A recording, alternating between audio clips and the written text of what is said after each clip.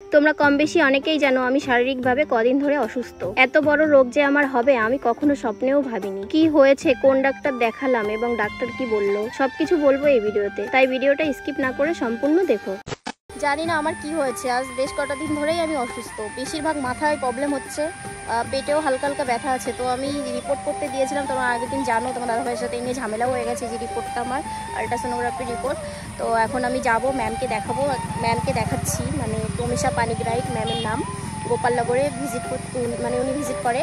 তো 5টার সময়, 4টের সময় যাওয়ার কথা, এখন 5টা বেজে গেছে। তো চলো এখন আমি ওখানে যাই, কি বলে ম্যাম রিপোর্টটা দেখে তারপরে তোমাদেরকে জানাচ্ছি। আর একটা সুন্দর জায়গা দাঁড়িয়ে আছে, আমি আর তোমার দাদাভাই খুব একটা দারুণ জায়গায় দাঁড়িয়েছি, আমাদের আকাইপুরের মোড়, চরকতলা বলে জায়গাটার নাম। একটু দেখিয়ে দাও তুমি। দেখে দাও, এই দেখো এই বট গাছটা দেখে নাও, এই বট গাছটা সেই পুরনো বট গাছ। তারপরে এই ব্যাকগ্রাউন্ডটা একটু দেখো, ও যা জায়গা না, দারুণ জায়গা দারুণ জায়গা। এখানে তোমার আবার ব্রহ্ম পুজো হয়, তাই তো পূজা? দারুণ জায়গা। তো সো এখন আমরা বেরোচ্ছি।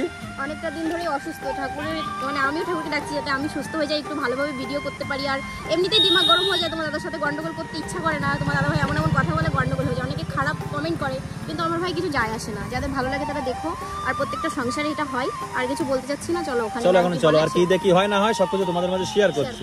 ম্যাডামে কি বলে চলো।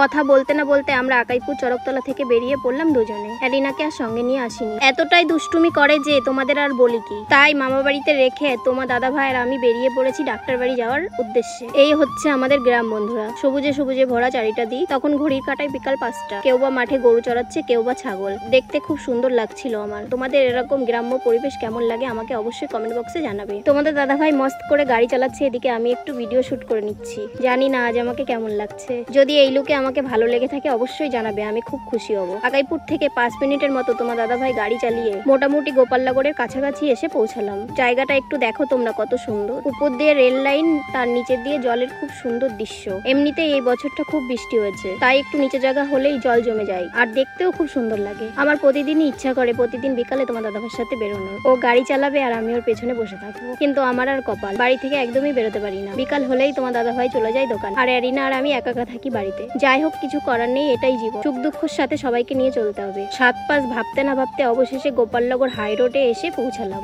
দেখতেই পাচ্ছ এদিকে পুজোর প্যান্ডেল শুরু হয়ে গেছে, আর বেশি দিন বাকি নেই মা আসতে। এই যে মা আসছে, এটাই হলো বাঙালির সব থেকে খুশির মুহূর্ত। কিন্তু মা যখন চলে যায় খুবই খারাপ লাগে তখন। যাই হোক, পুজোতে কে কোথায় ঘুরতে যাবে অবশ্যই কমেন্টে জানাবে, আর আমিও কোথায় যাব না যাব তোমরা সেটা দেখতেই পারবে। এই হচ্ছে গার্লস গিরিবালা স্কুল। কত যে পুরনো স্মৃতি জড়িয়ে আছে এই স্কুলের সাথে, তোমাদের আর বলি কি। এই গোপালনগর স্কুলে আমি মাধ্যমিক পরীক্ষা দিয়ে এসেছিলাম। ও সেই দিনগুলো মনে পড়লে এখনো খুশিতে মন ভরে ওঠে।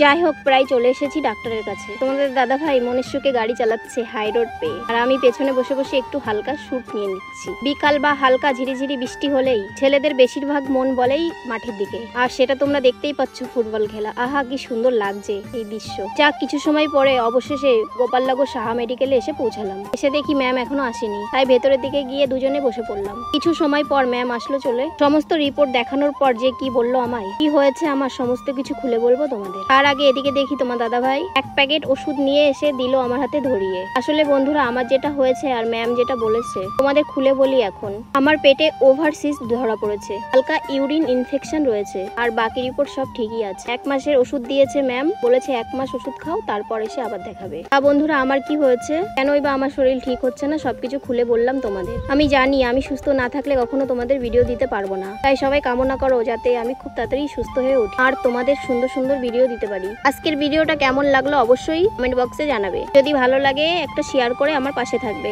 আজকের মতন বাই, আবারও খুব তাড়াতাড়ি নতুন ভিডিও নিয়ে তোমাদের মাঝে চলে আসবো।